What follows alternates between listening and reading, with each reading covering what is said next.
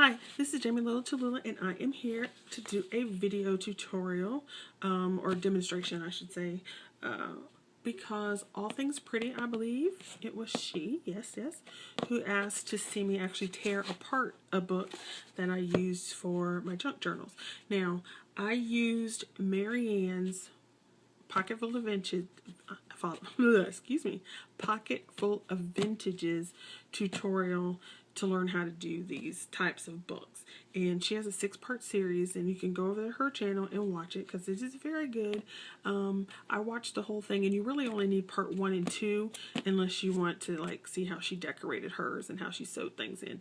But part 1 and 2 basically show you what to do as far as pulling things apart. You want an older book because what you want are signatures that are sewn in, not glued. You can see that this book is pretty new. Its copyright is 1987. So if you can get books in like before the 80s, usually 1970s and earlier, you're pretty good because those pages will be sewn in versus glued in. And you can tell because if you look and you pull your book apart, see how the pages actually come apart because they're only glued in, they're not stitched in. Versus, and of course I don't have an older book right now. Let me see, is this old enough? Versus, yeah, I don't think this one's old enough either. But anyway, you get the idea. They're actually sewn in, so they have groups of pages that are sewn down the middle, and therefore that's how you do that. So what I'm going to show you is how I'm going to rip this book apart. Even though it is a newer book, it still is basically the same principle. How I'm going to rip it apart, and then I'm going to put it back together again. So hold on just a second. I need to get some. Forgot my duct tape. Okay, so basically you need a book, figure out what size you want, and oddly enough, you won't get the same number of pages inside your book as it originally came with. So this book has 260 something pages, right? You will not be able to get 260 something pages back in this book once you rip it apart. It just doesn't work that way. Okay, so basically what you need are some, it's 12:10 a.m. so if I'm losing my mind here a little bit, forgive me. Let's tilt this down a little bit. What are these called? Craft knives, and I have 2 just because they're different sizes. You need your book, your old book or whatever book you want to pick. And then you need some, she uses gaffer tape, but I've been using duct tape and it seems to work just fine. Mariann also suggests that you can use this.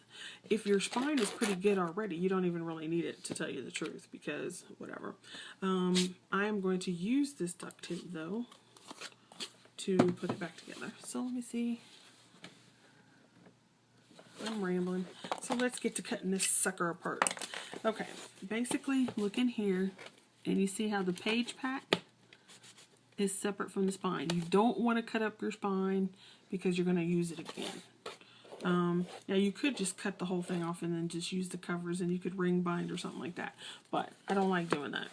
I like to use the whole book. So just kind of break your book down. So basically, you see that it's coming apart already. Okay? And then you're going to cut just through that paper. So, hopefully you can see.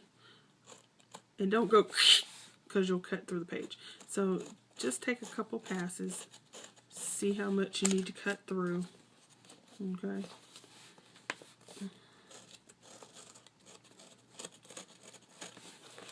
And see, because of the way this book is constructed, it's glued. But now, you should be able to see this net stuff right there? You want to cut all that down, but don't cut the spine. So once you get to this part, you can almost pull it apart. You just have to be careful. Now, if it's a really old book, you don't want to do that because it'll rip the whole book apart. So once you can see where that little stuff is, then you can just go ahead and rip it apart. So then there's half my book taken apart. Turn around, do it on the other side. And I don't claim to be an expert. I don't claim to, you know, like I said, I learned how to do this from Mariann's video.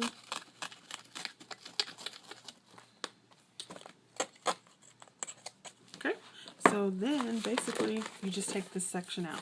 Now you don't have to throw it away because this is a fairly new book, so the pages are still, you can see they're still firm, and you can cut this up. You can use it back in the book, like if you're going to ring bind, or you can fold it and use it as pockets. You can, you know, put it aside and put it in some other kind of junk journal. You can put it in your cuddle bug or whatever and cut it up and make dress forms and all kinds of stuff.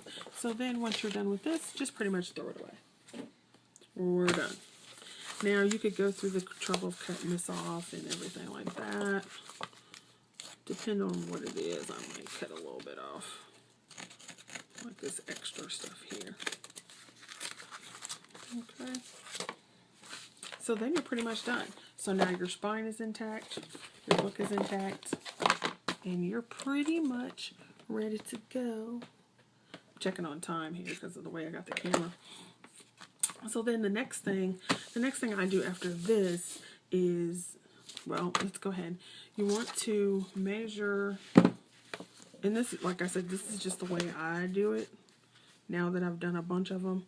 And you want to measure how big your page is. And then I just go ahead and write it on here. Let me get a pen. So it's actually 5 and like an eighth, so I'm just going to put 5. And then I always put arrows so I know exactly which way I'm going. And then this side is like 8 and 3/8, so I'm just going to put 8. And then, so I have it written on my book, because you're going to cover this up anyway. So there's that. And then since you're going to sew it in, you need twice the width. So I'm going to have to cut my papers 10 by 8. And I just always put the arrows there just so I can remind me, because when you get your pattern paper and you're cutting it, like if you want the pattern to go this way, you have to remember to make sure to cut it at your 10, because that's this side and this side. Okay? Does that make sense? That should make sense. It's not that difficult. Now, the next thing I do is go ahead and put on my duct tape. And you can decide how you want to put it on. You can put your color on, blah, blah, blah. So, this is brand new duct tape. I just bought this like 2 days ago. Because I figured, well, you know, I keep making these books, I'm gonna run out. There's my brown. Plus, I wouldn't want to put a brown on this one anyway. Right. So, yeah. Honeyman's in there sleeping while I'm doing this. So, then there you go. I don't really, like I said, I can't line things up to save my life, so I don't even bother. I just kind of look at, and I start in the middle, in the front, and just kind of try to center it up.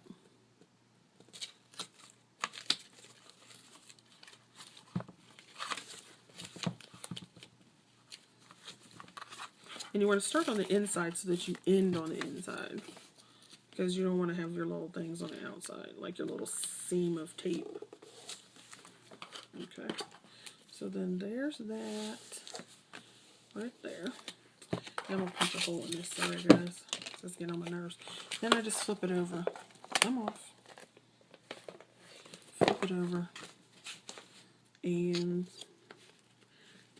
go down this side and you can try to get it lined up, but like I said, I'm really bad at that. I don't know, I can't draw a straight line to save my life,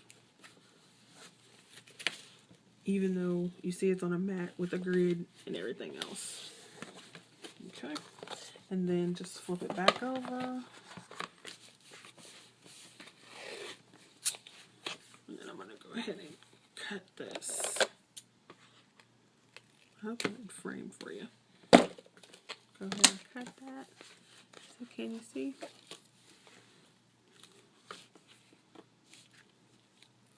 And try to match it up on the inside too, so you're not getting some weird lines.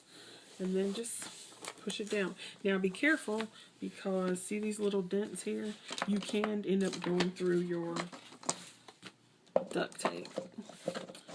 So, like if you go like this real hard, you can rip your duct tape. So just kind of smooth it out. And then there you go. Smooth it out, smooth it out. Turn it over, smooth it out. Smooth it out. See right there, you could tell what was a new piece. And then if it's not firm enough for you, if you feel like it needs more, then you can do another layer. So hopefully that helps you and to see what I do. And yeah, then I just go on to doing the insides. Yeah, so there you go. Thanks for watching.